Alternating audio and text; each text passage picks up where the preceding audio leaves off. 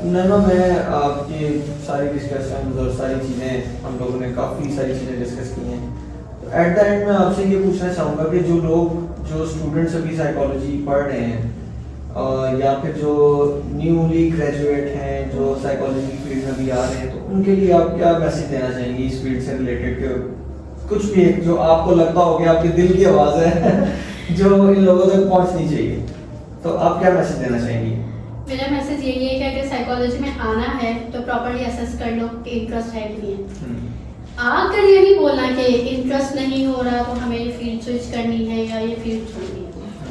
आ गए हो, इंटरेस्ट लेके पढ़ो, इंटरेस्ट के साथ पढ़ो। उसमें कहीं ना कहीं, क्योंकि 57 फील्ड्स है साइकोलॉजी की, कहीं ना कहीं तो इंटरेस्ट डेवलप होगा ही किसी ना किसी फील्ड में। और क्लिनिकल की तरफ इसलिए परस्यू नहीं करो कि सारे जाए। मेरे सारे दोस्त जा रहे हैं या टीचर्स हमें कह रहे हैं क्लिनिकल कर लो, तो क्लिनिकल की तरफ ये परस्यू ना करो।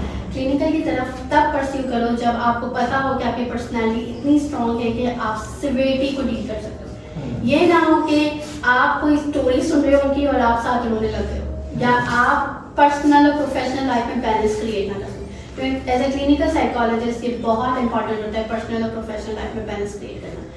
तो अपनी पर्सनैलिटी को पहले से असेस कर लो कि अगर आप पर्सनैलिटी वाइज स्ट्रॉन्ग नहीं हो तो आप क्लिनिकल साइड पे ना जाओ। ये और अगर कोई स्टूडेंट जो है वो कोई अपने करियर से रिलेटेड मशवरा लेना चाह रहा है तो वो आपको कांटेक्ट कर सकता है। आपके सोशल मीडिया हैंडल्स वगैरह हैं वो मैं इसमें मेंशन कर दूंगा। तो अगर कोई स्टूडेंट है जो कंसल्ट करना चाह रहा है कि उसे किस तरह से अपनी फील्ड को आगे लेके जाना चाहिए, तो वो आपको अप्रोच करे और आपसे अपना माइंडसेट भी शेयर करें और आप उसको गाइड भी करें इसमें। क्योंकि मैं तो ऐसी हूँ, अगर मैं से कोई सवाल भी पूछ रहा है ना तो मैं उसको सेशन में नहीं ले जाती कि सेशन में मुझे पे करो, सेशन में मैं तो उसको उधर ही जवाब दे देती हूँ। मैं मतलब उस चीज में वो करती कोई आपसे रास्ता पूछे आप उसे घर तक छोड़ के आती है मैं उसमें नहीं करती कि मैं जाना सेशन तक उनको लेके जाऊँ या सेशन में उनको मार्केटिंग करूँगी। सेशन जो मेरे पास खुद आ रहा है ना सेशन के लिए कि हाँ हमें सेशन चाहिए, तो फिर मैं उसको डील कर, मतलब मैं उसको कहती हूँ कि चलिए सेशन आपने लेना तो सेशन एक प्रॉपर वे। लेकिन अगर कोई एक सवाल पूछ रहा है कि आपसे एक सवाल पूछना है और वो सवाल माइट भी सेशन की तरफ हो सकता है, हाँ कुछ ऐसा भी हो सकता है कि वो सवाल ऐसा हो कि जिसमें बहुत डिटेल आंसर देना हो, तो मैं कहती हूँ कि आप फिर सेशन ले लो मेरे से, तो आप वो सवाल। लेकिन अगर वो ऐसा सवाल है कि जिसमें गाइडेंस चाहिए किसी को, तो वो मैं गाइडेंस ऐसे ही दे देती हूँ, उसमें गाइडेंस देती हूँ। ठीक है, चलिए थैंक यू वेरी मच। आज आपने ज्वाइन किया और ये हमारा फर्स्ट एपिसोड है। इंशाल्लाह इससे सब लोग कुछ ना कुछ सीखेंगे।